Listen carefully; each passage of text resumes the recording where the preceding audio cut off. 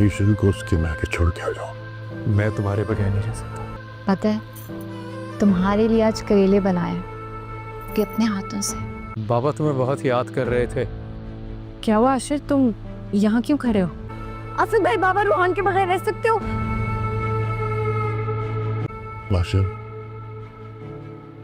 असद की बात मानो बेटे। बाबा को मीट कर रहा हूँ। आशिर, असद भाई अंकल को लेके जा चुके हैं। तुम कोशिश करके थोड़ा पहले आ सकते हो।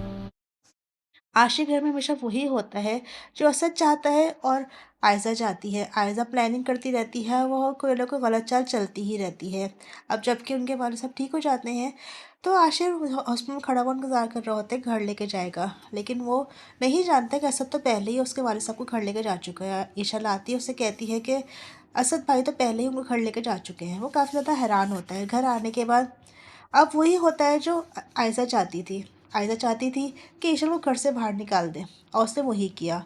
फिर आखिर आशिर के वालिद साहब भी आशिर से यही कहेंगे कि जो असद चाहता है तुम वो कर लो, तुम ईशा को उसके मैके छोड़कर आ जाओ। ये बात सुनकर आशिर को काफ़ी गुस्सा आता है। वो ईशा से साफ से कह देता है कि मैं तुम्हारे बगैर नहीं रहूँगा। तो ईशा उससे यही कहती है, क्या तुम बाबा रूहान और असद भाई के बगैर रह सकते हो? दूसरी जानिब असद जो है वो रूहान को कॉल करता है, उसे कहता है कि तुम अपना ट्रिप छोटा करके घर वापस आ सकते हो। तो वो काफ़ी हैरान होता है, उससे कहता है कि ऐसा क्या हो गया? तो वो उससे कहता है कि बाबा तुम्हें बहुत याद कर रहे हैं।